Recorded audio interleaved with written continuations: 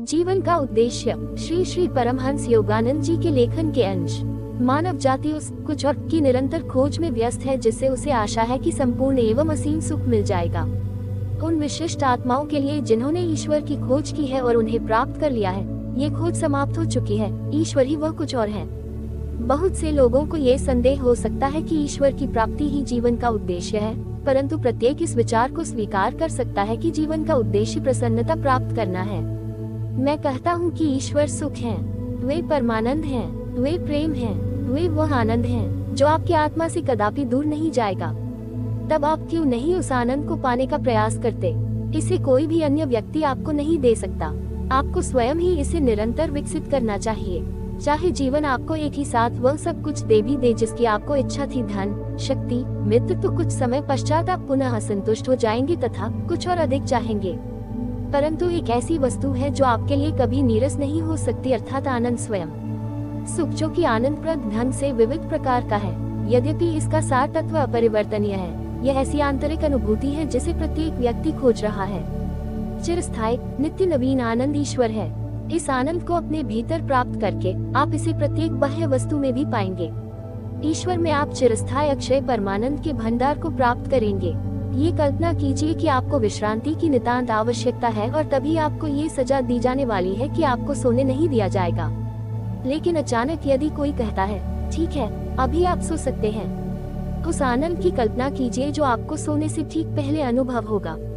उसे 10 लाख गुना अधिक कीजिए, फिर भी वह उस आनंद का वर्णन नहीं कर सकता जो आपको इस संपर्क में प्राप्त होगा। ईश्वर का आनंद असीम है, निरंतर है और नित्य नवीन है। जब आप उस चेतना में होते हैं तो आपका शरीर, मन या कुछ भी आपको अशांत नहीं कर सकता। ऐसी है ईश्वर की कृपा और महिमा। जो कुछ भी आप समझ नहीं पाए हैं, जो कुछ भी आप जानना चाहते हैं, वह सब आपको स्पष्ट कर देंगे। जब आप गहरे ध्यान की शांति में बैठते हैं तो आनंद भीतर से प्रस्फुटित होता है, जो किसी बाह्य प्रोत्साहन से जागृत नहीं होता। ध्यान का आनंद अभिभूत करने वाला होता है। जिन लोगों ने सच्चे ध्यान की शांति में प्रवेश नहीं किया है, वे नहीं जानते कि वास्तविक आनंद क्या है। जब मन और भावनाओं को भीतर की ओर मोड़ दिया जाता है, आप ईश्वर के आनंद को अनुभव करना प्रारंभ करते हैं। इंद्रियों के आनंद स्थायी नहीं है, परंतु ईश्वर का आनंद शाश्वत है। यह अतुलनीय है। हम में से बहुत कम लोग जानते हैं कि हम जीवन में कितना कुछ ले सकते हैं यदि हम उसका उचित रूप से, विवेकपूर्णता और मितव्ययता से उपयोग करें। आइए हम अपने समय का लाभ उठाएं। हमारे जागृत होने से पहले ही जीवन काल समाप्त हो जाता है और इसी कारण हम ईश्वर प्रदत्त अविनाशी समय के महत्व को अनुभव नहीं कर पाते। आलस्य में अपना समय व्यर्थ न गंवाएं। बहुत से लोग व्यर्थ के क्रियाकलापों में व्यस्त रहते हैं। उनसे पूछिए कि आप क्या कर रहे थे, तब वे प्रायः यही कहेंगे, अरे मैं तो हर पल व्यस्त रहा। परंतु उन्हें याद ही नहीं आता कि वे किस काम में इतने व्यस्त थे। एक क्षण में आपको इस संसार को छोड़ देना पड़ सकता है और आपको अपनी समस्त व्यस्तताएं रद्द कर देनी पड़ेंगी। तब किसी अन्य कार्य को प्राथमिकता क्यों देते हैं जिसके परिणाम स्वरूप आपके पास ईश्वर के लिए समय ही नहीं रह जाता? ये समझदारी नहीं है, यह माया के कारण है। ब्रह्मांडीय भ्रम का वह जाल जिसे हमारे ऊपर डाल दिया गया है ताकि हम स्वयं को सांसारिक रुचियों में उलझा दें और ईश्वर को भूल जाएं। यदि हम ईश्वर के साथ अंतर संपर्क में हों तो हमारी अनुभूति असीम होती है, जो उस दिव्य उपस्थिति के सागरीय प्रवाह में सर्वव्यापक हो जाती है।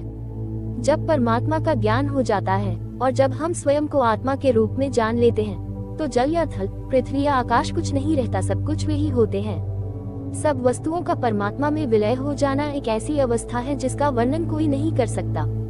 उस स्थिति में एक महान आनंद का अनुभव होता है, आनंद, ज्ञान और प्रेम की शाश्वत परिपूर्णता।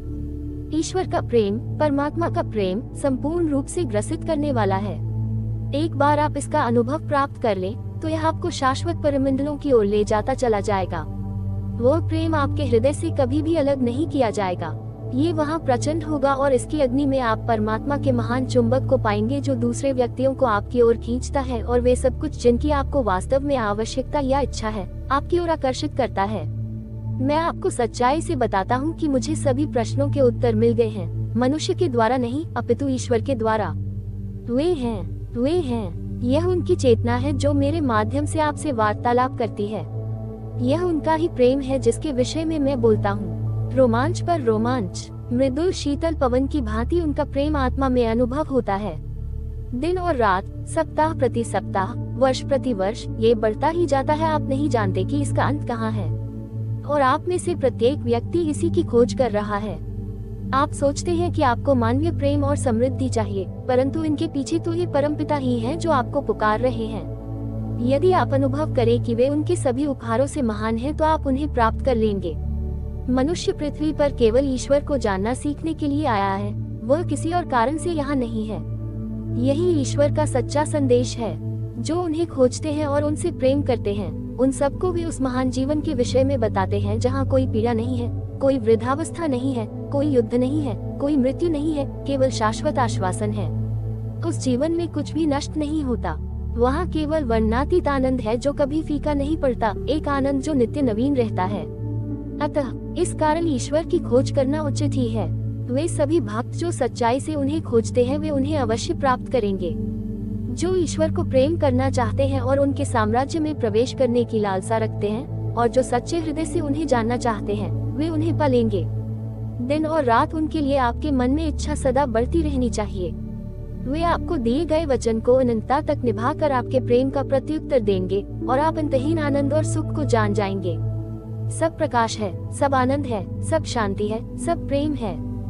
वे ही सब कुछ हैं।